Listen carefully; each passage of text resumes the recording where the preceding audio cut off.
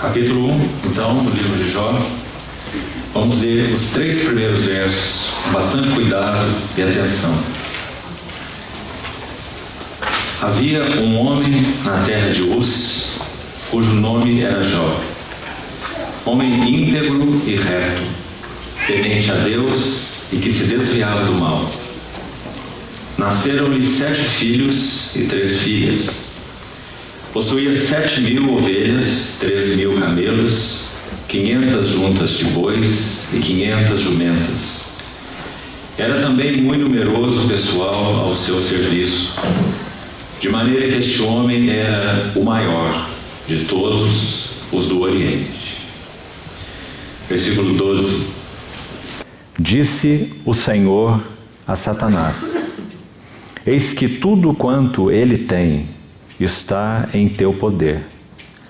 Somente contra ele não estendas a tua mão. E Satanás saiu da presença do Senhor. Verso 20. Então Jó se levantou, rasgou o seu manto, rapou a cabeça e lançou-se em terra e adorou.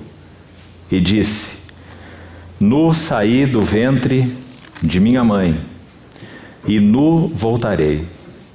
O Senhor o deu, e o Senhor o tomou. Bendito seja o nome do Senhor. Em tudo isso, Jó não pecou, nem atribuiu a Deus falta alguma. Capítulo 2, verso 4. Então Satanás respondeu ao Senhor: Pele por pele, tudo quanto o homem tem dará pela sua vida. Estende, porém, a tua mão, toca-lhe nos ossos e na carne, e verás se não blasfema contra ti na tua face. Disse o Senhor a Satanás: Eis que ele está em teu poder, mas poupa-lhe a vida. Verso 10. Mas ele lhe respondeu: Falas como qualquer doida. Temos recebido o bem de Deus, e não receberíamos também o mal? Em tudo isto, não pecou Jó com seus lábios. Queridos irmãos, acho que devo uma palavra introdutória antes de então abordarmos nosso estudo sobre o livro de Jó. Na verdade, 2 palavras introdutórias rápidas. A primeira é com relação ao assunto que nosso irmão Cláudio abordou aqui, ligado ao nosso querido irmão Christian Shen. Eu conheci nosso irmão há 30 anos atrás, e ele tem sido um dos servos do Senhor que mais tem cooperado na edificação, na visão da minha vida pessoal diante do Senhor. Temos tido um só coração diante do Senhor com relação à vida do nosso irmão. Sabemos que quanto a Deus, nem um só dos seus planos pode ser frustrado. Mas sabemos que Deus se deleita em ouvir as nossas petições, as nossas orações. E é nesse sentido que nós temos intercedido por nosso irmão, que tão fielmente tem cooperado por tantos anos, há mais de 30 anos, em encontros anuais, mais de um, aqui no nosso país, e ajudado centenas e centenas de santos nesse nosso país, jovens ou adultos. Por outro lado, como nosso irmão Cláudio também enfatizou, eu não estou aqui para substituir irmão nenhum. Todos nós somos mensageiros do Senhor, e nossa vida e nosso ministério passará, mais cedo ou mais tarde. Quando o nosso Senhor se revelou a João na ilha de Patmos, há um impressionante relato no capítulo 1, verso 16 do Apocalipse. Nosso Senhor, nos versos anteriores ainda a este, iniciando ali no verso 9 em diante de Apocalipse 1, o nosso Senhor se apresenta revelado atrás de João. Isso é uma coisa única. Se o nosso Senhor deseja se mostrar a alguém, entendemos que ele deva se apresentar a esse alguém de frente, não pelas costas. Não há uma outra ocasião em que isso tenha acontecido. Mas naquela ocasião específica, nosso Senhor se apresenta nas costas de João. Podemos imaginar o quadro quando lemos com cuidado aqueles versículos. João, provavelmente, segundo a história e a tradição, ele tenha apacentado e cuidado de irmãos nas 7 igrejas da Ásia, desde Éfeso até Laodiceia. E sabemos que num dia claro, sem muita umidade no ar, de Patmos se pode ver a costa da Turquia, o que seria a Ásia Menor dos dias de João, onde estavam localizadas as 7 igrejas, algumas no litoral, outras um pouco mais adentro. Mas ali estavam as 7 igrejas que João, segundo a história então e a tradição, cuidou de todas elas durante longos anos. João sabia que ele era o último apóstolo do Cordeiro. Sem dúvida o coração de João estava aflito. Podemos imaginar o que se passava no coração daquele fiel servo. Mais de 60 anos, provavelmente, seguindo o Senhor e tomando a sua cruz dia a dia. Tão fiel, tão íntimo, tão amado do Senhor. Esse servo está agora exilado em Patmos. E ele então tem aquela visão. Achei-me em espírito no dia do Senhor e ouvi por trás de mim uma voz. O Senhor se apresenta atrás de João. Então, João certamente, podemos imaginar, estava intercedendo por aquelas assembleias. O que será da obra do Senhor na terra? O que será do evangelho do nosso Senhor Jesus Cristo? Eu sou o último apóstolo do Cordeiro. E lá estava João. Então, enquanto naquela ilha, João intercedia por aquelas igrejas, o nosso Senhor se apresenta atrás de João. E João diz, então, eu virei-me para ver quem falava comigo. E observe, querido irmão e irmã, um quadro impressionante. Podemos dizer que aquelas 7 igrejas que João via e conhecia na terra, e de maneira, digamos, panorâmica, de Patmos, ele as observava. Agora ele vê cada uma das 7 em um ambiente celestial. Aquelas 7 igrejas, os 7 candeeiros de testemunho do Senhor na terra, João os vê em um ambiente celestial. E mais do que isso, no meio dos 7 candeeiros havia um, semelhante a filho de homem, que passeava no meio dos candeeiros. O que ele fazia ali? O que o sacerdote fazia ali quando olhamos para a tipologia? Ele cuidava para que o óleo não faltasse e para que os pavios fumegantes fossem espevitados, para que a luz não se apagasse. Sabemos que aquele candeeiro fala em primeiro lugar de Cristo, mas também fala da igreja. Das relações entre Cristo e a igreja, esse é o tema de todo o tabernáculo. Então, no que concerne aquele contexto que estamos compartilhando, os 7 candeeiros são as 7 igrejas. Assim está interpretada a palavra em Apocalipse capítulo 1. Então, quando o Senhor se apresenta a João e João se volta e vê aquela cena, ele vê algo que, sem dúvida alguma, queridos irmãos, é de imenso valor para nós, na situação em que vivemos, como foi para João na sua situação. João viu que a obra do Senhor, o testemunho do Senhor, a palavra do Senhor e o próprio apacentar do Senhor para as suas assembleias não faltaria. Era como se ele dissesse para João, João, você está olhando para o lugar errado.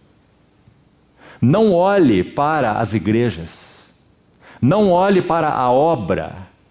Você passará, mas a minha palavra nunca passará. Esta obra, João, da qual você é apenas um cooperador, a sua parte encerrará. Mas a minha obra seguirá. E então, no verso 16, um verso impressionante, é dito que João vê a mão direita daquele que está no meio dos candeeiros estendida. E naquela mão direita, que obviamente fala do suporte, do sustento do Senhor, é a sua destra. Na sua mão direita havia 7 estrelas. E também o capítulo 1 as interpreta dizendo que as 7 estrelas são os mensageiros das 7 igrejas. Agora observe a cena desse verso 16. Ao mesmo tempo que são descritas as 7 estrelas na mão direita daquele que João viu, o Senhor glorificado, é dito que o seu rosto resplandecia e da sua boca saía-lhe uma afiada espada de 2 gumes. Por que estas descrições estão juntas? Você já se perguntou? Olhe para a sua Bíblia. Por que estas descrições estão juntas?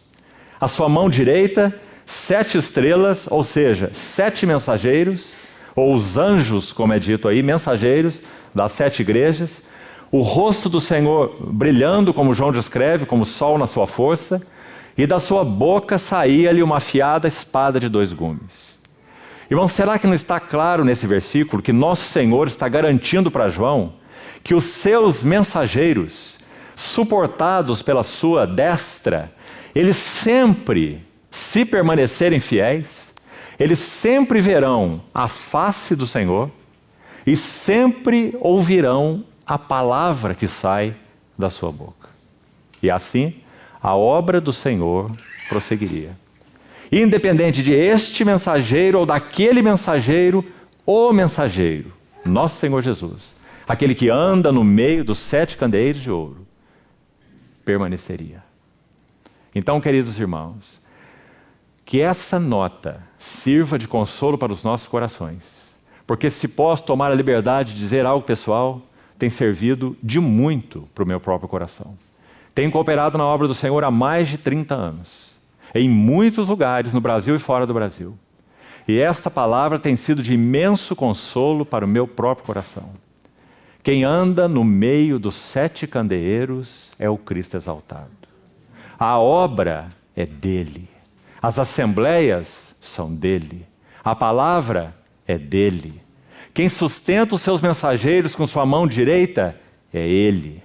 E nenhum de seus planos pode ser frustrado. Bendito seja o nome do Senhor. O outro aspecto ainda introdutório. A primeira vez que o Senhor colocou o encargo do livro de Jó em meu coração, já se vão quase 20 anos.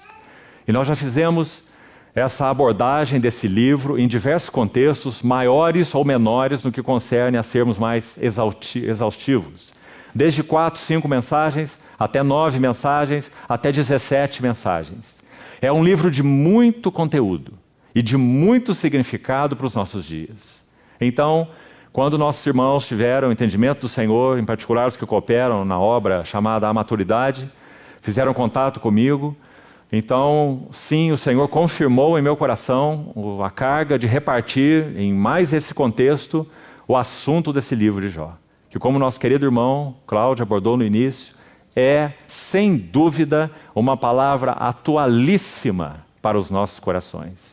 Nós temos vivido dias em que estamos nessa arena de Deus. Pouco sabemos a respeito do que se passa no céu, quando nós vemos a história dos santos na terra, assim como foi com Jó. Quando o Senhor o afligiu na terra, ele nada sabia da história no céu. A história no céu era uma história entre Deus e Satanás. Mas Jó nada sabia disso. Jó apenas experimentou na sua história humana o que acontecia com ele em crise e processo. Em 4 golpes repentinos que se abateram sobre sua vida, como nós vamos ver com mais detalhes, se possível hoje ainda, e aquele processo gradual em que a espada do Senhor foi penetrando passo a passo, lentamente, no coração de Jó, e podemos dizer, rasgando ao meio e expondo as suas entranhas. Então o próprio Jó pôde saber o que estava no seu coração. Aquela oração de Davi, sonda-me, ó Deus, e conhece o meu coração.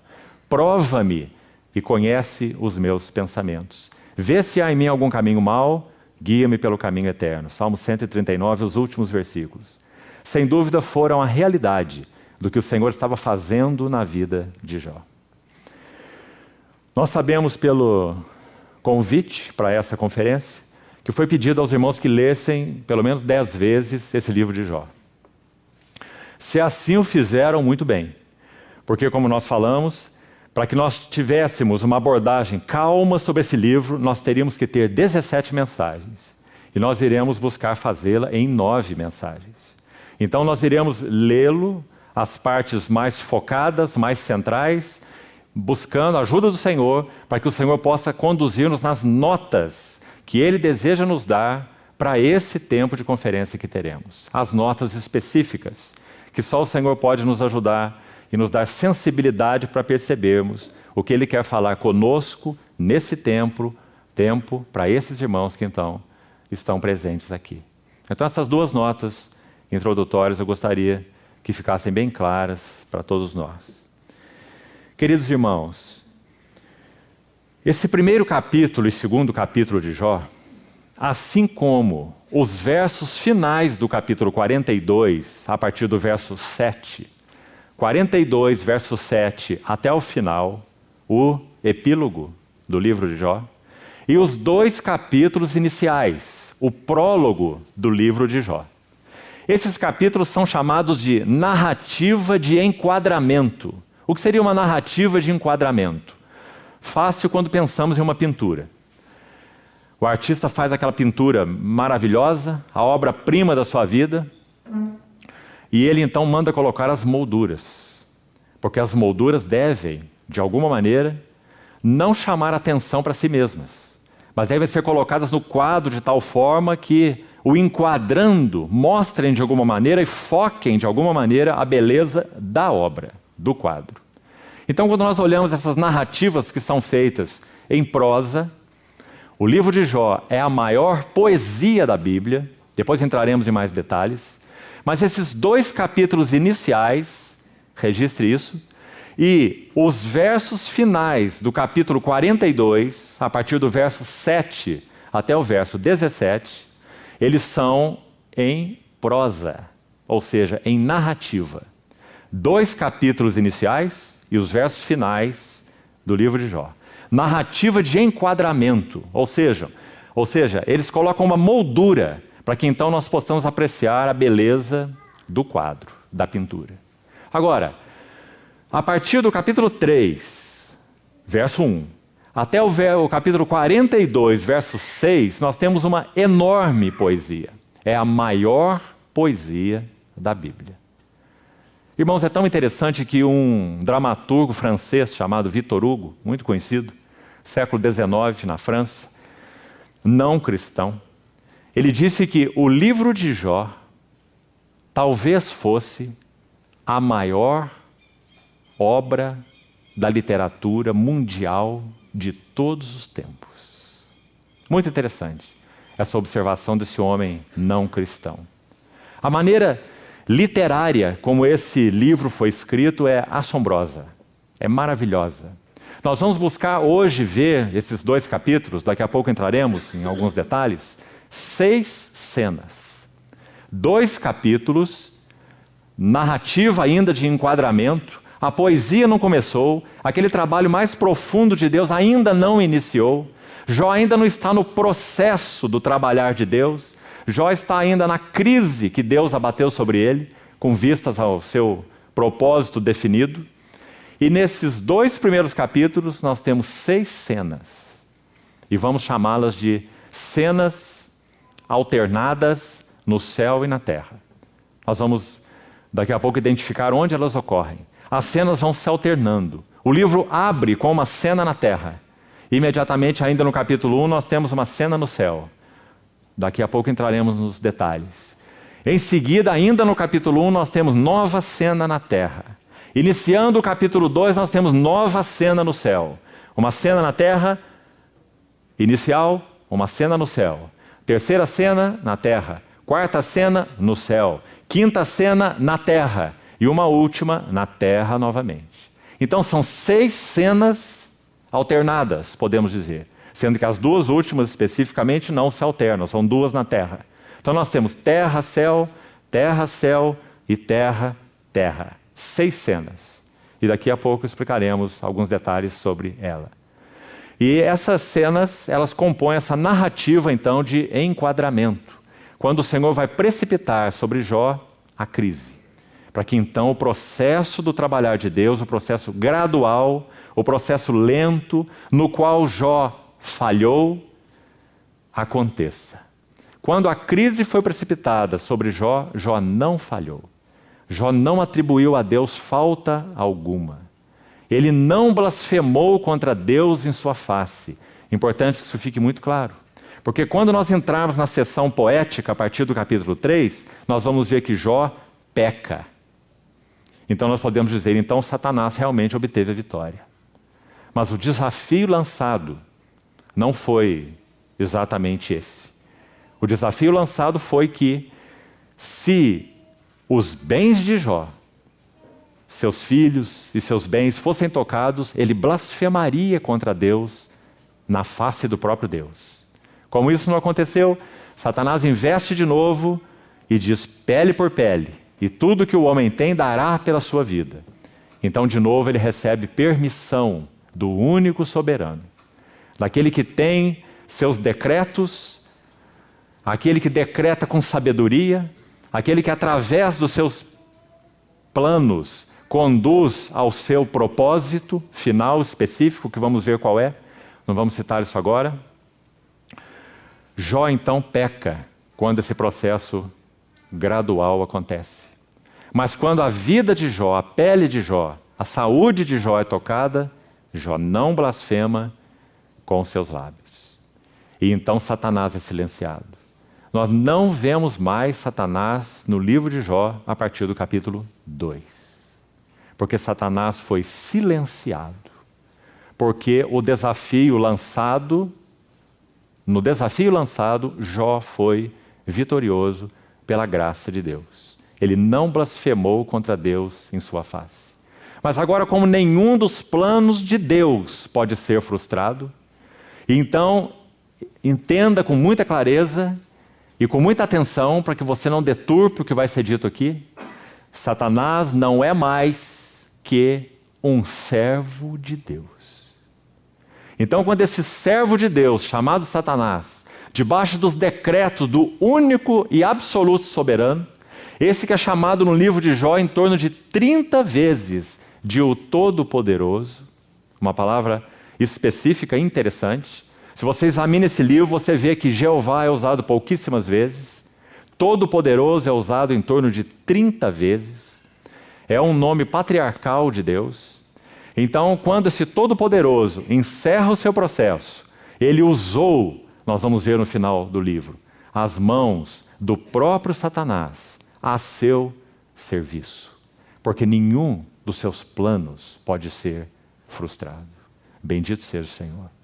Então, queridos irmãos, vamos ver um pouco, avançamos um pouco ainda nessa introdução, nós vamos seguir de uma maneira a mais didática possível, para que então possamos ter uma compreensão sobre esse livro antes de entrarmos em mais detalhes. Primeira coisa, então, importante. Será que Jó foi um personagem real? Você sabe que no século XIX precipitou-se no cristianismo uma terrível crise, conhecida hoje na história da igreja como movimento liberal. E nesse movimento pessoas se levantaram e disseram que a Bíblia continha palha e grão, e que nós deveríamos exercer um juízo crítico. Isso foi chamado de alta crítica, um dos nomes pelos quais esse movimento é conhecido, a alta crítica, século XIX.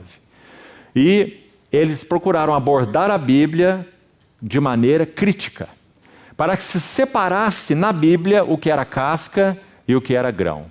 Então se recolhesse o que era grão, isso é útil, isso aqui é de Deus, essa palavra de Deus, e isso é casca, isso deve ser soprado fora. Mito, palavra específica que usaram. E então Satanás obteve muita vitória no seio do cristianismo. Seminários, inclusive em nosso país, infelizmente, a maioria deles está cheia de professores liberais, que não creem que a Bíblia é a palavra inerrante e inspirada por Deus, de ponta a ponta nos seus escritos originais. E grande parte desse problema é em função do movimento alta crítica, que se iniciou no século XIX. Então eles usaram essa palavra mito. Adão e Eva é mito. Os milagres são mitos. Quando lemos os evangelhos, precisamos separar o mito da realidade. Então eles fizeram essa abordagem para desmitificar, como disseram, a palavra de Deus. Então será que Jó é um mito? Será que o livro de Jó foi escrito para falar sobre os princípios, tanto do relacionamento de Deus com o homem, quanto dos tratos de Deus com o homem, usando uma figura mitológica, um tal Jó mitológico? Porque o que interessa, afinal de contas, é falar sobre os princípios de Deus, é falar sobre os tratos de Deus. Então pouco importa se Jó existiu ou se Jó não existiu. Será que esse é o fato? Ezequiel capítulo 14, um versículo importante de nós abrirmos. Ezequiel capítulo 14, verso 14. Deixa muito claro para nós, queridos irmãos e irmãs, que Jó não foi um personagem mítico. Ezequiel 14, os versos 14, verso 20 também, diz assim: ainda que estivessem no meio dela, o Senhor está falando sobre uma nação contra a qual ele impetrara algum tipo de juízo. Então ele diz: ainda que estiver no meio dela estes 3 homens, Noé, Daniel e Jó. Não há nenhuma dúvida que Noé não é um mito. Talvez haja menos dúvida ainda que Daniel foi um mito, já que Daniel está lá nos registros babilônicos. E também não temos nenhuma dúvida que Jó não foi um mito, porque todos os 3 são mencionados pelo profeta Ezequiel como homens. Eles, pela sua justiça, salvariam apenas a sua própria vida, diz o Senhor. E a palavra é repetida por Jeremias no verso 20, por Ezequiel, no verso 20 do capítulo 14. Tão certo como eu vivo, diz o Senhor Deus, ainda que Noé, Daniel e Jó estivessem no meio dela, dessa cidade sobre a qual Deus impetrasse algum juízo, eles não salvariam nem seu filho, nem sua filha, mas pela sua justiça salvariam apenas a sua própria vida. Por que isso é importante, esses 2 versos? Porque aqui nós temos o que vamos chamar de a historicidade do livro ou do personagem Jó. A historicidade do personagem. Ele não é um mito. Jó é um personagem real, de carne e osso. E não inventado pela imaginação humana para falar sobre os tratos de Deus com o homem. Segunda coisa importante ainda sobre esse livro. Se nós temos aqui estabelecida a historicidade do personagem, será que há algum versículo na Bíblia para estabelecer agora a inspiração do livro de Jó? Porque poderíamos dizer que, apesar do personagem ter sido real, colocarmos alguma dúvida na inspiração do livro de Jó. Será que ele foi um livro inspirado pelo Espírito Santo? Será que ele deveria estar no cânon das Escrituras? Quando o cânon de 66 livros foi formado, será que Jó deveria estar ali? Jó é um livro inspirado? Qual versículo nós temos na palavra de Deus para atestar a inspiração do livro de Jó?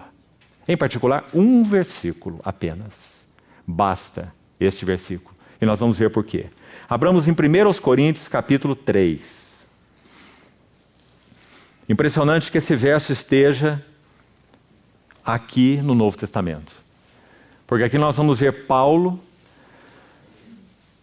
apóstolo de Deus do Novo Testamento, fazendo uma citação do livro de Jó. Mas não apenas isso, ele fazendo uma citação com a expressão 1 Coríntios 3, 19, fazendo uma citação com essa frase específica de Paulo, podemos assim dizer, para reforçar e alegar a inspiração do texto citado. E é a frase, está escrito. Então veja, 1 Coríntios 3, 19. Porque a sabedoria deste mundo é loucura diante de Deus, porquanto está escrito.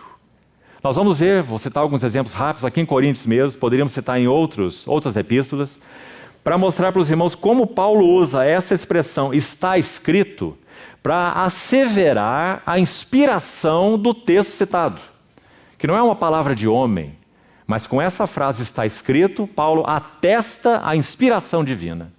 Então está escrito o quê? 1 Coríntios 3,19.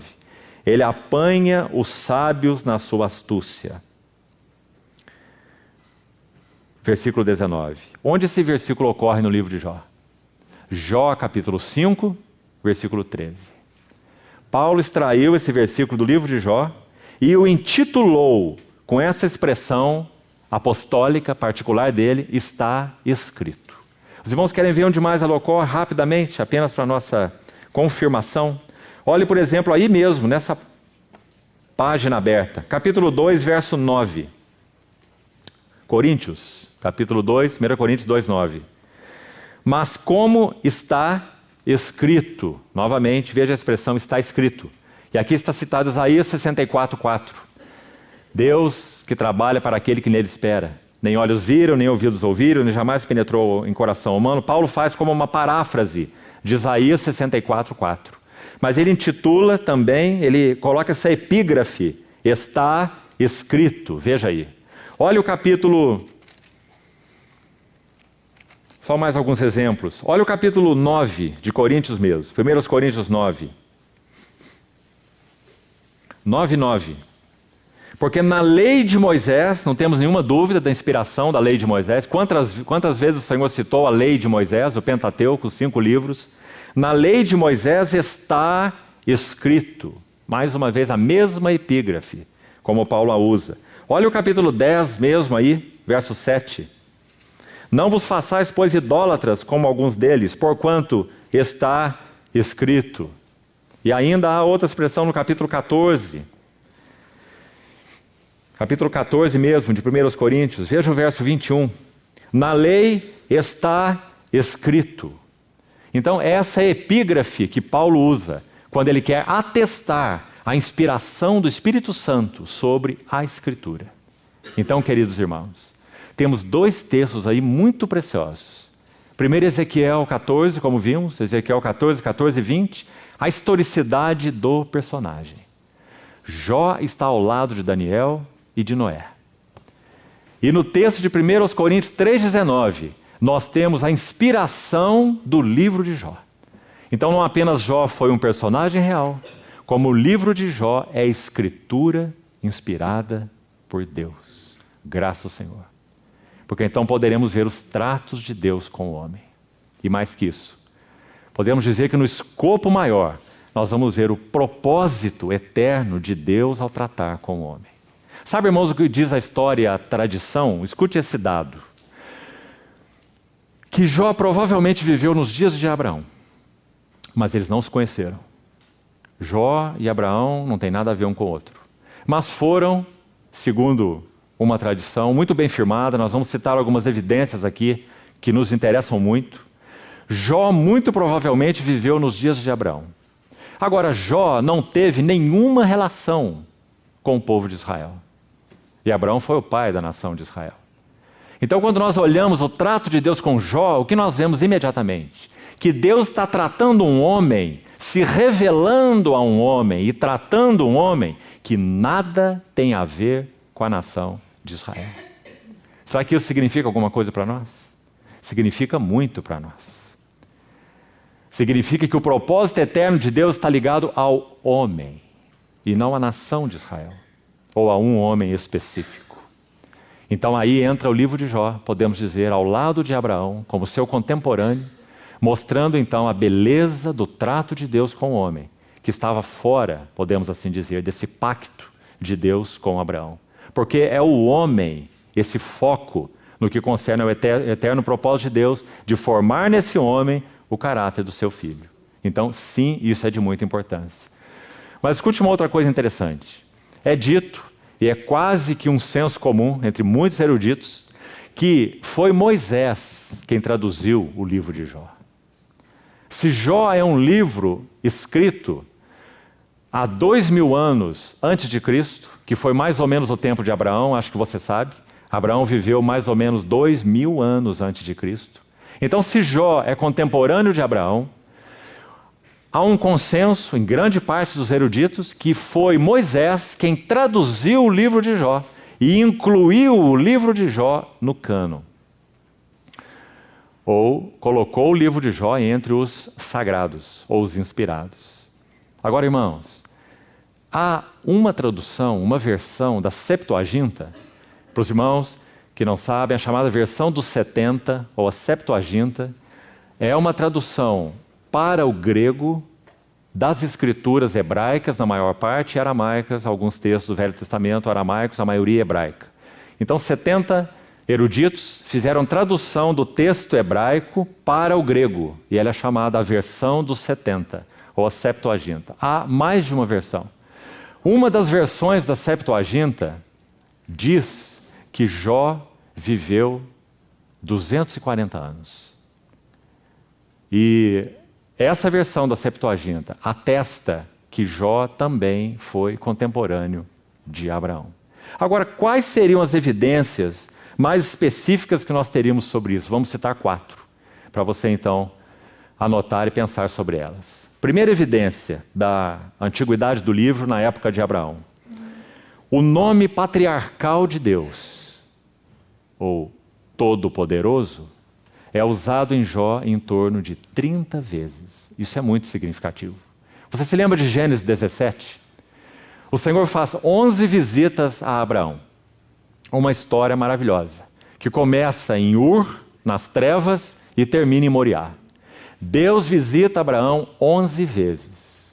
Numa das vezes registradas, está no capítulo 17 de Gênesis. E ele inicia assim: ao atingir Abraão a idade de 99 anos, apareceu-lhe o Senhor e lhe disse: eu sou o Deus Todo-Poderoso. Todo-Poderoso. Anda na minha presença e ser perfeito. Essa expressão, o Todo-Poderoso, é uma designação patriarcal de Deus. Então, quando o livro de Jó usa em torno de 30 vezes, é a nomenclatura, é o título, assim digamos, a respeito de Deus mais usado no livro, muito mais do que qualquer outro, sem comparação. Então, essa nomenclatura, Todo-Poderoso, é uma nomenclatura patriarcal de Deus. Assim como vemos em Gênesis 17, que já citamos. Primeira evidência. Segunda evidência. É sugestivo que no livro de Jó não exista nenhuma referência ao Êxodo. Irmãos, boa parte dos profetas, lembre-se que são 17 livros proféticos, de Isaías a Malaquias. 5 dos chamados maiores, incluindo Lamentações, e 12 dos chamados menores. Nos 17 livros, uma boa parte faz referência ao Êxodo. Porque o Êxodo é o início da história de Israel como nação com o seu Senhor, o seu libertador, o seu Jeová. O Êxodo é o marco da história de Deus com o seu povo. Por isso ele é tão citado. É claro que Gênesis não cita o Êxodo, porque o Êxodo aconteceu depois de Gênesis, não é? Mas então nós temos o Êxodo no Êxodo, nós temos o Êxodo em Levítico, nós temos o Êxodo em Números, nós temos o Êxodo em Deuteronômio, nós temos o Êxodo nos livros históricos, nós temos o Êxodo nos livros proféticos, em boa parte, mas não temos o Êxodo no livro de Jó. Então isso é uma boa evidência de que o livro de Jó foi escrito antes do Êxodo. Isso significa mais de 1500 anos antes de Cristo, porque Moisés viveu em torno de 15 séculos antes do nosso Senhor Jesus. Então essa é uma segunda evidência. Terceira evidência. No primeiro capítulo de Jó, é dito que Jó se comportava como um sacerdote para a sua família. Você que leu o livro algumas vezes, percebeu? Que no capítulo 1 é dito que Jó oferecia sacrifícios pelos seus filhos. Ele não poderia fazer isso na ordem levítica. Apenas os levitas ofereceriam os sacrifícios. Então Jó oferecia sacrifício para sua própria família. Isso sugere que Jó viveu antes da ordem levítica. Mais uma evidência. E a terceira evidência, interessante, a duração da vida de Jó. E aqui há um detalhe, se você ler alguns estudiosos sobre o livro, há bons comentários sobre Jó, você vai ver que uma boa parte sugere que Jó viveu 240 anos. Talvez baseado no que diz a Septuaginta. 100 anos, a crise se precipitou sobre a vida dele, a crise que nós vemos no capítulo 1 e 2, e mais 140 anos, este dado nós temos certeza, porque está no capítulo 42. Que depois que Jó foi restaurado pelo Senhor, o Senhor virou o cativeiro de Jó, e então ele viveu mais 140 anos. Agora, irmão, Me permitam te dar uma impressão pessoal. No capítulo 42 é dito que Jó recebeu o dobro de tudo que tinha. Então nós temos lá exatamente o dobro de tudo que possuía. Ele só não recebeu 2 mulheres, e acho que isso foi muito bom para ele, porque a primeira já foi uma certa dificuldade para ele. Então, quando nós vemos o final da narrativa, no capítulo 42, nós vamos ver que Jó passou a ter 14.000 ovelhas, ele tinha só 7, não é? Ele passou a ter 6.000 camelos, ele tinha só 3. Ele passou a ter 1.000 juntas de bois, ele tinha só 500, não é assim? E o Senhor dobrou tudo que Jó tinha. E quando nós vemos no capítulo 42 que a partir do tempo em que Deus virou o cativeiro de Jó, ele viveu 140 anos, eu penso que seria muito prudente nós acharmos e entendermos e subentendermos que Jó viveu 70 anos até que a crise tenha se abatido sobre sua vida. E então mais 140 anos, 210 anos. De qualquer maneira, essa longevidade é uma longevidade típica da época patriarcal, mais uma vez. Então nós teríamos a 4ª evidência, que Jó viveu no período patriarcal, contemporâneo de Abraão, como diz uma boa parte dos eruditos e estudiosos. Seguindo então, irmãos, além desses detalhes, um outro dado importante que acho que nos ajudaria muito. Se nós dividirmos o Velho Testamento como ele é comumente dividido, nós temos, preste atenção aqui, os 5 primeiros livros, o Pentateuco, os 5 livros de Moisés. Depois nós teríamos 12 livros históricos. E aí vamos de Josué até Esther. São 12 livros históricos. Então, lei, ou Pentateuco. Depois nós temos os livros históricos, até Esther. Depois nós temos os poéticos, e os poéticos são mais 5 livros. Jó, Salmos, Provérbios, Eclesiastes e Cantares. Depois nós temos 17 livros. 5 dos profetas maiores, incluindo as lamentações de Jeremias, como falamos, e 12 dos que são chamados profetas menores. Então guarde aí. 5 livros, Pentateuco, 12 livros históricos, 5 livros poéticos e 17 livros proféticos. Agora preste atenção nessa divisão. Os primeiros livros de cada seção são os fundamentais. Podemos dizer que são as chaves para se abrir todos os outros. Será que há alguma dúvida que para compreendermos bem o Pentateuco, nós temos que estudar muito bem Gênesis? Há alguma dúvida entre nós? Gênesis é o livro básico para se entender o Pentateuco. Aliás, é básico para toda a Bíblia, não é? Gênesis é o livro básico para o Pentateuco. Será que temos alguma dúvida que Josué é o livro básico para os livros históricos? Nosso querido irmão Shen gastou um tempo estudando o livro de Josué. Não foi assim? Porque Josué é o livro básico para os 12 livros históricos, porque ele é o primeiro livro. Quando nós vamos aos livros poéticos, qual é o primeiro livro? Jó. Se nós queremos saber, Jó é o primeiro livro dos poéticos. Então escute com atenção. Se nós queremos saber como Deus escreve os seus poemas, nós precisamos conhecer o livro de Jó. Porque o livro de Jó é a chave para o poema de Deus. Se nós queremos conhecer bem os livros proféticos, qual é o primeiro deles? Isaías. Se não conhecemos bem o livro de Isaías, não conheceremos os outros livros proféticos. Isaías tem as chaves da profecia para todos os 17 livros. Inclusive, há livros dos chamados profetas menores que estão diretamente relacionados a Isaías. Então, importante nós vermos essa questão dos livros básicos. Gênesis é um livro básico, Josué é um livro básico, Jó é um livro básico e Isaías é um livro básico. Cada um na sua própria seção. E se nosso encargo para esse tempo é o livro de Jó, então vamos manter essa nota em nosso coração. Como Deus escreve os seus poemas? Como vamos saber? Nós vamos saber pela maior poesia da Bíblia, o livro de Jó. Que maravilha esse livro, queridos irmãos. Graças ao Senhor por podermos gastar esse tempo em torno desse livro. Então, Mais esse detalhe importante. Agora vamos fazer outra combinação aqui. Vamos ao capítulo 42 de Jó. Ainda nessa primeira sessão, de maneira geral introdutória, que precisamos ter para lançarmos algumas bases, gastaremos toda essa sessão com isso. Vamos ao capítulo 42 e vamos ler alguns versículos aqui. Jó 42.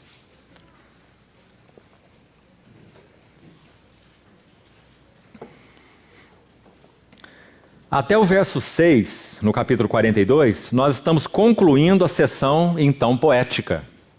E o verso 7 inicia o epílogo, que já não é poema mais, já é em prosa ou em narrativa, como nós já explicamos.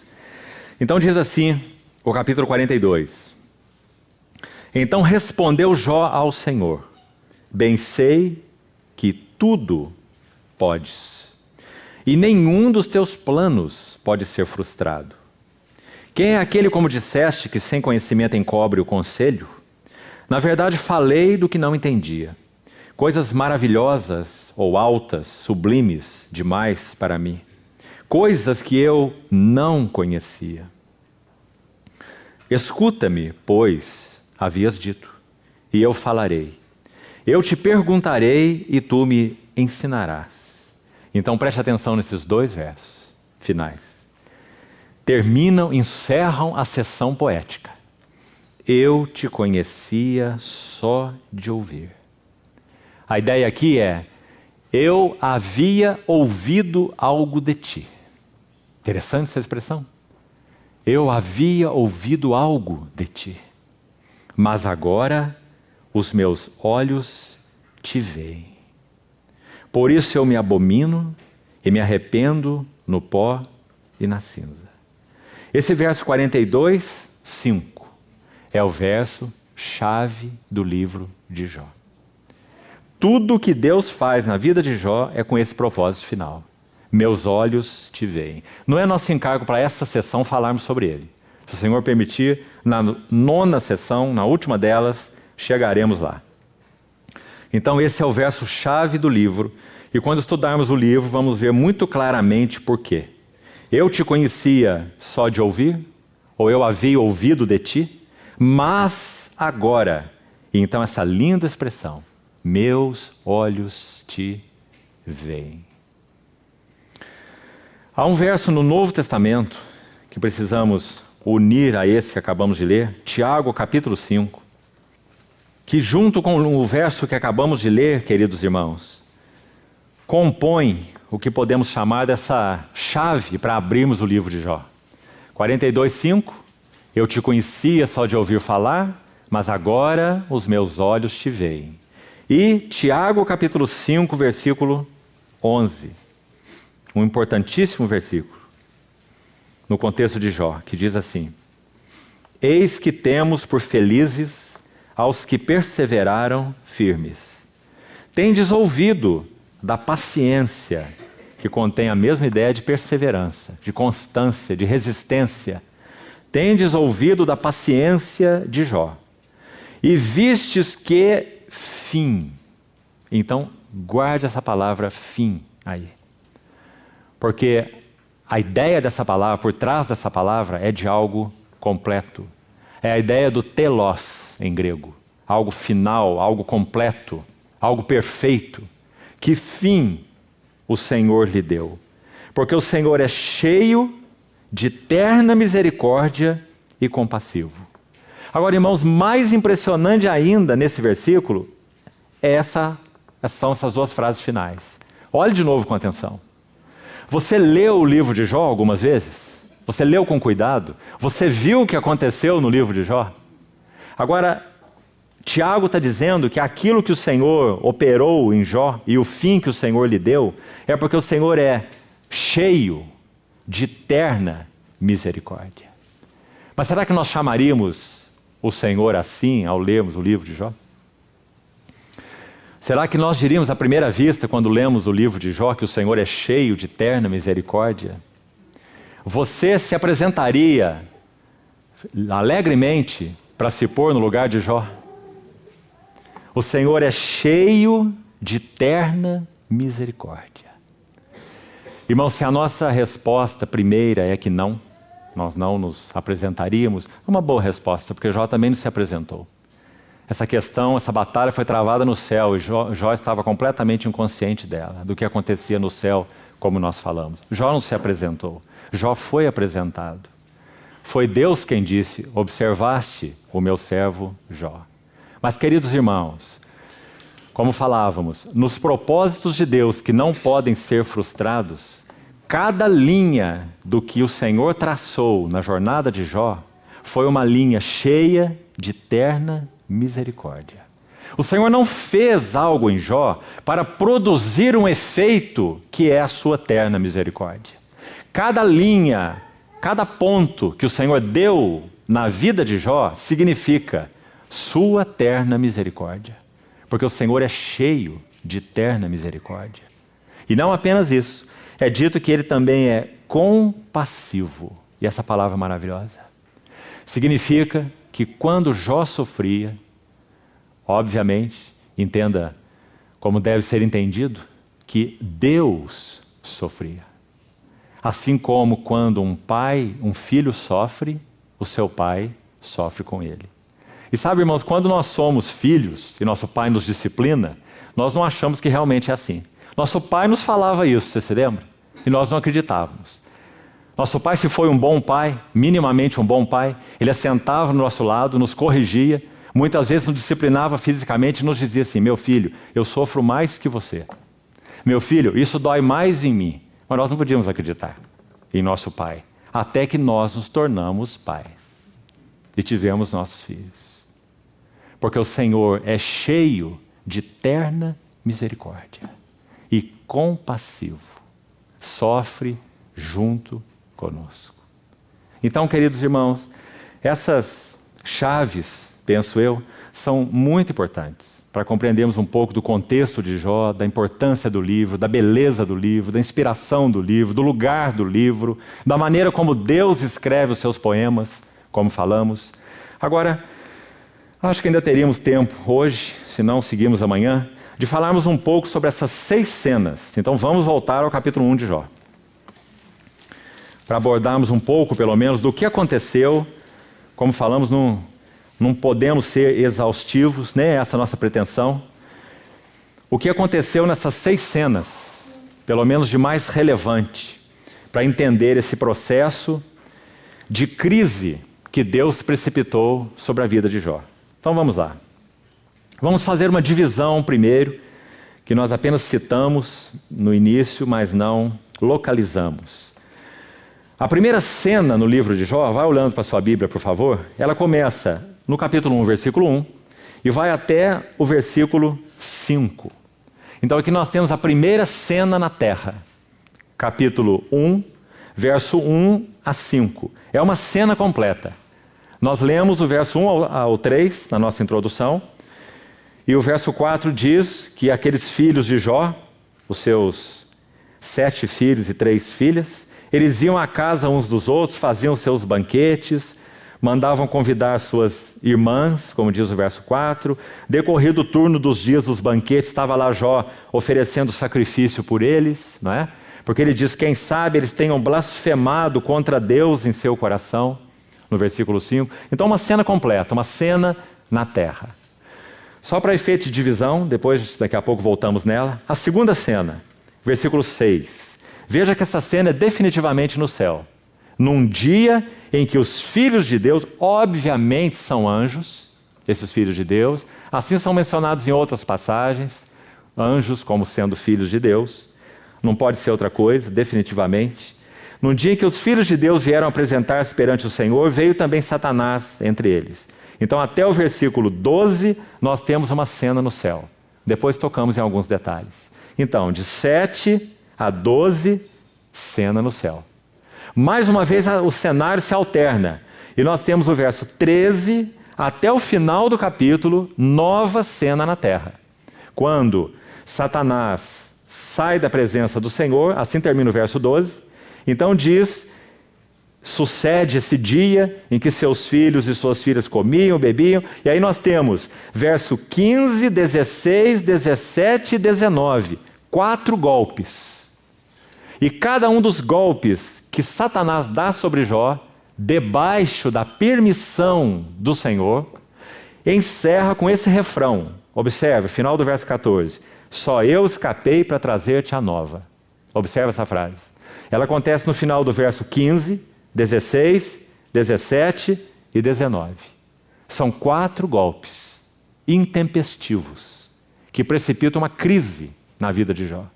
Então essa crise é concluída no verso 20 com adoração. Jó adorou o Senhor. Ele perdeu todos os seus filhos, 10 filhos. Ele perdeu todos os seus servos. Ele perdeu todos os seus bens, bois, camelos, jumentos, ovelhas, tudo que tinha. E Jó adorou o Senhor. Assim termina a cena no verso 22, uma cena na terra. Capítulo 2, versículo 1 ao versículo 6. Mais uma cena no céu. Então os irmãos vejam que está se alternando. Terra, céu, terra, céu. Verso 1 até o verso 6, cena no céu. Depois entramos em alguns poucos detalhes dessa cena. Depois nós temos verso 7, acompanhe aí. Até o verso 10, uma cena na terra, mais uma vez. E por último, nós temos o verso 11, 12 e 13, uma pequenina seção, 3 versículos finais, mais uma cena na terra. Por que nós separamos essas 2 últimas cenas na terra? Porque o verso 11 vai incluir os amigos de Jó.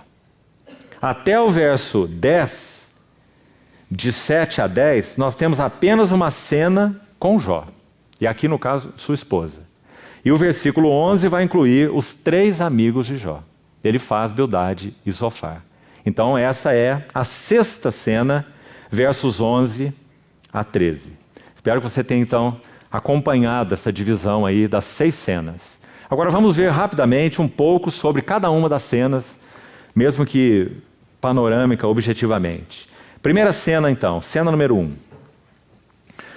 No versículo 3, queridos irmãos, um detalhe muito importante para o estudo do livro, vamos ver por que mais tarde.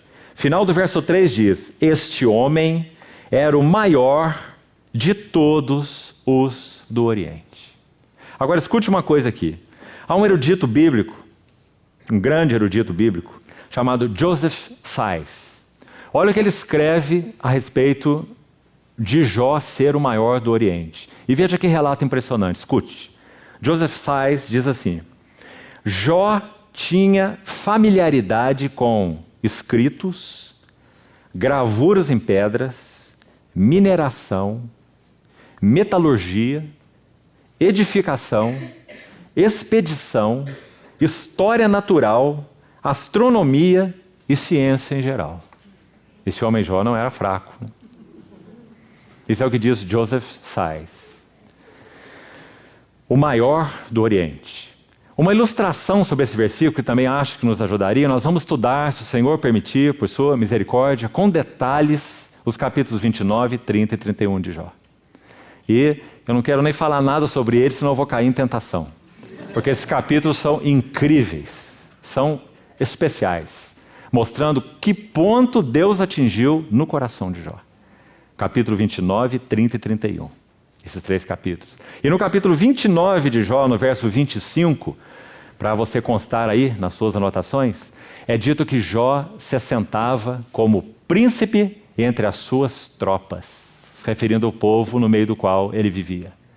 Isso significa, de novo, de acordo com esse irmão Joseph Sais, que Jó era como um príncipe do deserto. Um príncipe nômade.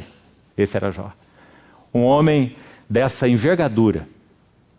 Um homem abençoado por Deus dessa forma. A palavra que Satanás usa diante da face do Senhor é que Jó foi cercado com sebe. Você se lembra dessa palavra?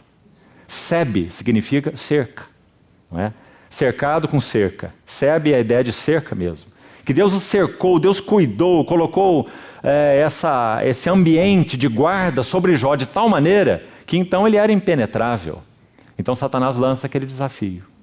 Então, queridos irmãos, esse era o homem Jó, o maior do Oriente. Agora, ainda na primeira cena, capítulo 1, por favor acompanhe aí, é dito no verso 1 mesmo, capítulo 1, versículo 1, 4 coisas sobre Jó. E aqui nós precisamos examinar com cuidado. Porque se vamos compreender a poesia de Deus, não podemos perder esses detalhes. Se nós não soubermos quem era o homem Jó que Deus tratou, nós vamos perder a beleza do livro. Então, 4 coisas sobre Jó. Primeiro, havia um homem na terra de Uz, cujo nome era Jó, homem íntegro. Essa é a primeira característica. Se você estudar essa palavra, o que ela significa, pode ser colocado de uma maneira muito simples. Significa completo. Ou perfeito. Jó era um homem completo. Não apenas aos olhos da sua geração. Jó era um homem completo aos olhos de Deus. Mas então, uma primeira pergunta acho que já vai no nosso coração. Se ele era um homem completo, se ele era um homem perfeito, por que Deus mexeu com ele? Por que Deus o tratou? Por que Deus permitiu golpes tão severos? Por que Deus aceitou a insinuação de Satanás? Qual é o conflito cósmico no qual Jó foi colocado e não sabia? Não perca isso de vista, querido irmão. O conflito cósmico que envolve o livro de Jó é, vamos colocar numa frase, será que o homem pode amar a Deus independente das suas bênçãos? Esse é o cerne do conflito. Será que qualquer homem sobre a terra pode amar a Deus independente de ser abençoado? Então, quando Jó é apontado e entra no centro do conflito, e Deus diz a Satanás, observaste meu servo Jó, essas palavras que lemos no versículo 1, observe, são repetidas no versículo 8. Olhe com cuidado. Perguntou ainda o Senhor a Satanás, observaste a meu servo Jó? Ninguém há na terra semelhante a ele, homem íntegro e reto, temente a Deus e que se desvia do mal. Muito importante relacionarmos o verso 1 ao verso 8, porque o verso 1 é um testemunho diante dos homens, e o verso 8 é uma testificação do próprio Deus, de quem era Jó. Então, voltemos onde estávamos. Primeira característica do caráter de Jó. Jó tinha um caráter íntegro. Em outras palavras, Jó era completo, Jó era perfeito. Vamos deixar a resposta da pergunta de se por que Jó era perfeito, porque Deus tratou com ele. Mais tarde, com a ajuda do Senhor, vamos tentar entender o conceito de perfeição segundo Deus, e não conforme entendemos naturalmente. Segunda palavra aplicada a Jó, reto. Veja essa palavra aí, tanto no verso 1 quanto no verso 8. É a segunda palavra, reto. Reto significa, algumas versões trazem a outra tradução possível da língua original, que é justo. Reto significa simplesmente justo. Agora, o que significa justo? Como essa palavra é usada então na língua original? Será que ela nos ajuda, se examinarmos, se estudarmos? Nos ajuda muito. Ela aparece, por exemplo, talvez seja bom abrirmos, conserve o seu livro de Jó aberto aí, e abra, por favor, no primeiro livro dos Reis, capítulo 14. Essa palavra é usada aqui, e veja o que ela significa. Reto é a palavra. Veja aqui, primeiro livro dos Reis, 14, verso 8. E tirei o reino da casa de Davi, e tu entreguei, e tu não foste como Davi, meu servo, que guardou os meus mandamentos e andou após mim de todo o seu coração, para fazer somente o que parecia reto aos meus olhos. Então, como essa palavra aqui está contextualizada aqui nesse verso, então nós estamos entendendo o que Deus está chamando de reto, quando ele se refere a Jó. Reto simplesmente significa que Jó vivia segundo tudo o que ele conhecia de Deus. Toda a luz que Jó recebeu da revelação de Deus, ele andava nela. Importantíssimo, irmãos. Porque nós estamos vendo que tipo de homem Deus está tratando. Jó. Então guarde essa expressão importante aí. Jó era reto, vivia segundo tudo o que conhecia de Deus. Não meias verdades, não um caminho de zigue-zague, mas andando fielmente em toda a revelação conhecida de Deus. Será que poderíamos dizer isso com relação a nós? Você, querido irmão, anda em toda a luz que o Senhor já te tem dado. Jó andava. Terceira palavra, temente a Deus. Lá, tanto no verso 1 quanto no verso 8. O que significa esse temente a Deus? Qual é a ideia? Jó era cheio de entendimento e sensibilidade para com a vontade de Deus. Isso significa temer a Deus. Não é algo teórico ou solto no espaço. Jó tinha entendimento e tinha sensibilidade para com a vontade de Deus. Por quê? Quem tem entendimento e sensibilidade para com a vontade de Deus? Somente aqueles que andam em comunhão com Deus. Então, quando diz que Jó era temente a Deus, está implícito. Jó vivia em íntima comunhão com Deus. Ele era sensível à vontade de Deus. Ele tinha entendimento sobre a vontade de Deus. Então, isso é o significado da expressão temente a Deus. A próxima, a última delas, número 4, Jó se desviava do mal. E a ideia é essa aí mesmo. Significa que Jó vivia uma vida santa, em santidade. Esse é o caráter do homem Jó. Agora, irmãos, como se não bastasse, nós precisamos ver algo mais aqui ainda, de maneira introdutória. Jó tinha marcas, escute bem, de que não era um infante espiritual. Não era imaturo em Deus. Porque quem sabe nossa tendência é pensar assim, Jó era só uma criancinha. E quando Deus tratou com ele, ele era uma criancinha perfeita. Mas uma criancinha perfeita ainda é criancinha. Então o Senhor queria conduzir essa criancinha à maturidade. É claro que a maturidade está envolvida aí, mas Jó não era uma criancinha. Talvez se fôssemos dar uma idade espiritual para Jó, nós podíamos usar a linguagem de João na sua epístola e dizer que João era um jovem espiritual. Por quê? João diz assim, jovens, eu vos escrevo porque sois fortes. Jó também era. A palavra de Deus permanece em vós, permanecia em Jó também. E tendes vencido o maligno. Jó também o venceu. Com toda a crise que foi precipitada sobre sua vida, Jó não blasfemou na face do Senhor. Nem quando sua prosperidade foi tocada, filhos e prosperidade, e nem quando a sua saúde foi tocada. Em nenhuma das duas situações. Então Jó venceu o maligno.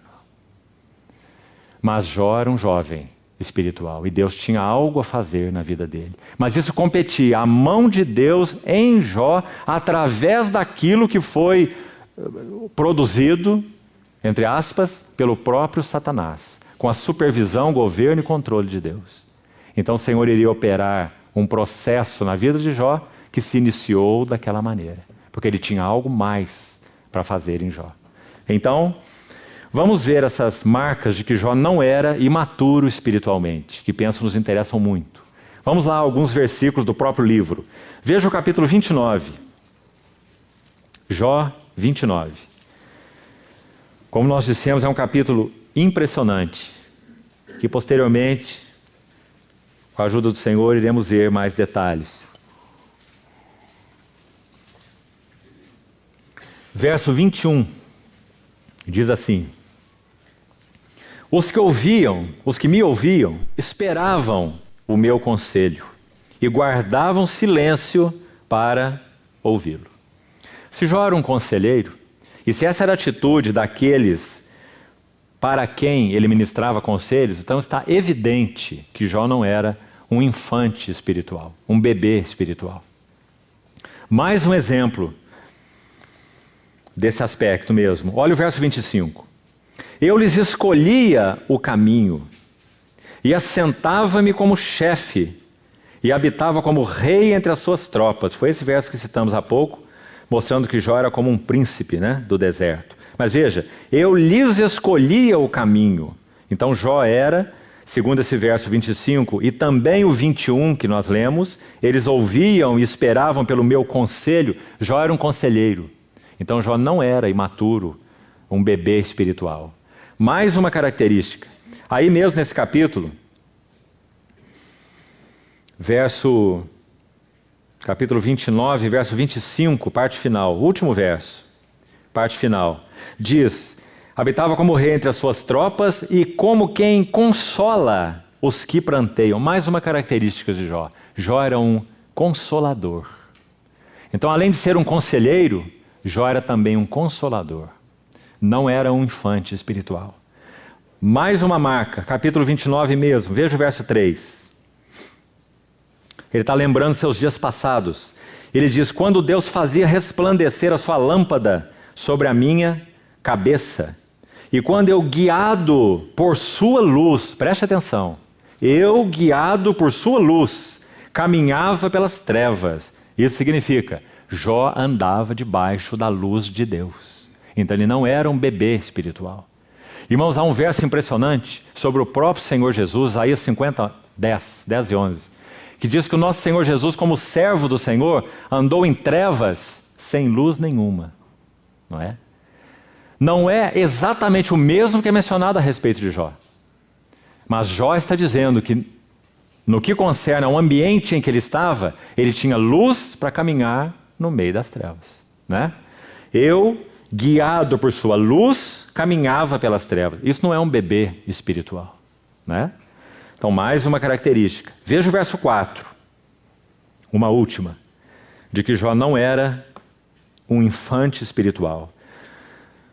Capítulo 29, verso 4, diz: como fui nos dias do meu vigor, quando a amizade de Deus estava sobre a minha tenda. Como fui nos dias do meu vigor. Há uma tradução interessante desse verso que diz: nos dias do meu outono.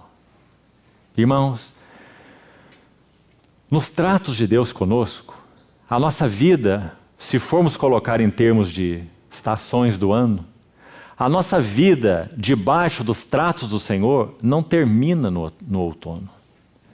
Sabe qual era um dos problemas de Jó? Ele achava que porque ele estava no outono, em plena frutificação, como nós já temos visto até aqui, ele estava no clímax da sua história espiritual com o Senhor. E então o que o Senhor faz?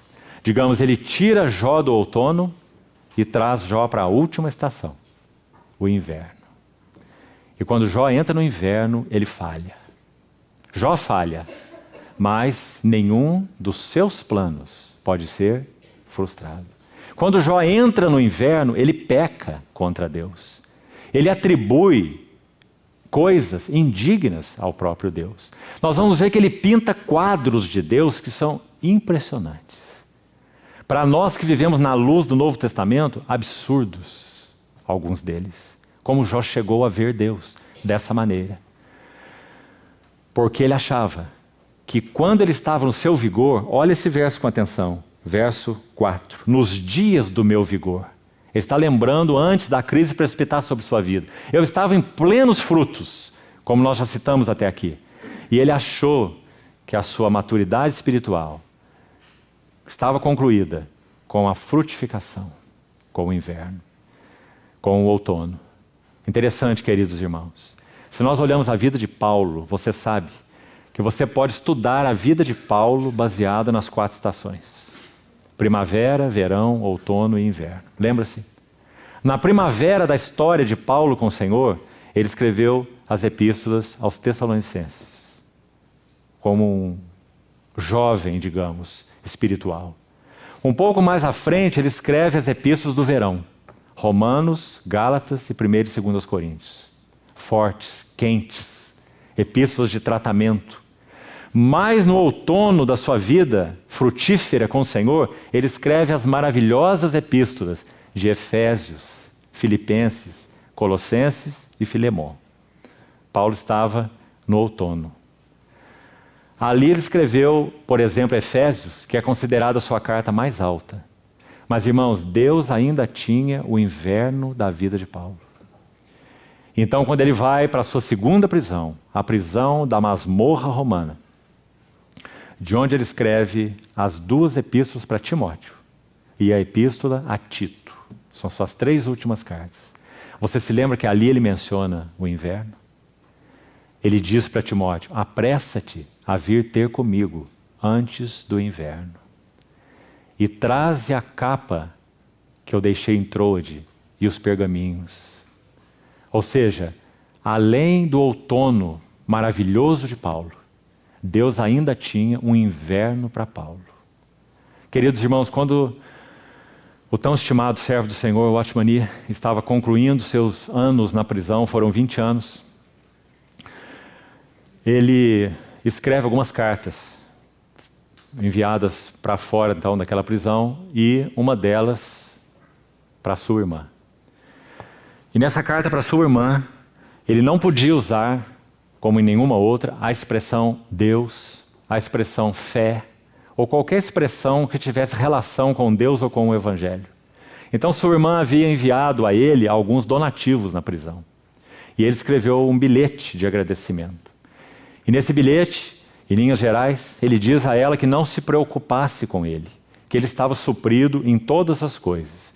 Então ele usa uma última frase nesse bilhete, tão maravilhosa, já que ele não podia usar nenhuma palavra, nem Deus, nem fé, nem Cristo, nem nada. Então o que ele diria para sua irmã? E ele escreveu assim: conservo a minha alegria. No inverno da sua vida, aquele fiel servo do Senhor trocou a palavra fé ou a palavra Deus por alegria. Ao invés de dizer conservo minha fé, após quase 20 anos de prisão, ele tinha 1,79 m de altura e estava pesando 49 quilos. E ele escreveu à sua irmã: conservo minha alegria. E nós sabemos que ainda no final de sua vida, como que orando ao Senhor, ele disse: Senhor, eu passaria tudo o que passei de novo, não por causa da tua obra, não por causa da tua igreja, não por causa dos teus filhos, mas por ti mesmo. Louvado seja o Senhor. Então, irmãos, o outono de nossas vidas, o auge da frutificação, não é o auge do trabalhar de Deus em nossas vidas. Até mesmo aquilo que recebemos de Deus, até mesmo os dons espirituais que temos recebido da parte do Senhor, as cargas que temos recebido para servir ao Senhor junto ao povo do Senhor, elas têm que ser tocadas.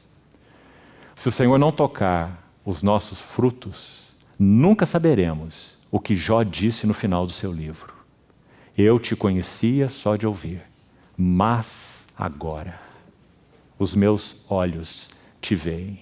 E note com muito cuidado, quando Jó disse isso, ele ainda continuava sem todos os seus filhos.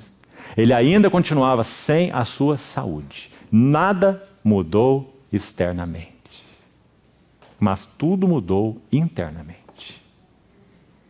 Então, amados irmãos, outono, frutos, dons, labor, serviço, obra, bênção, tudo isso no qual nós tendemos a nos alegrar tanto. Como nós falamos a respeito de João. João, quando estava servindo, havia uma situação. Mas Jó, quando estava em Patmos, havia uma outra situação. A palavra que ele precisava receber do Senhor enquanto servia era uma palavra. A palavra que ele precisava receber em Patmos era outra palavra. O que ele precisava em Patmos?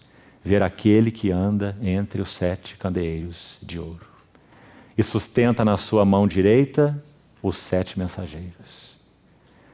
E o rosto que brilha como o sol na sua força, e a palavra, a espada afiada que sai da sua boca, para que o coração de João fosse consolado.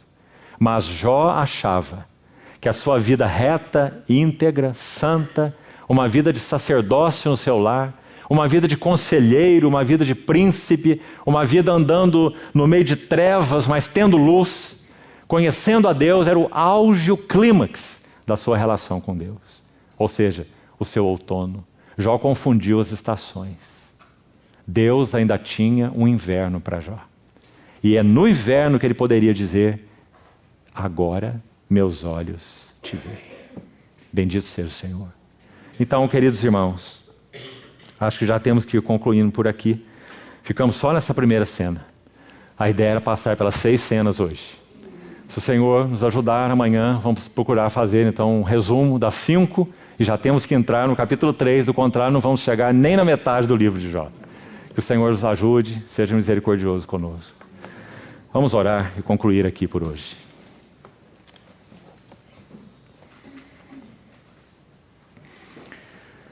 Senhor, nós nos oferecemos a Ti de maneira renovada nessa noite e pedimos ao Senhor por Tua misericórdia, que o Senhor venha ao nosso encontro nesses dias de comunhão, na Tua palavra, uns com os outros, assentados aos Teus pés juntos, que o Senhor, por Tua graça e somente por ela, o Senhor nos abra uma visão maior de Ti mesmo, também nos abra uma visão maior do nosso próprio coração, e nos ensine, Senhor, a conhecer os Teus caminhos.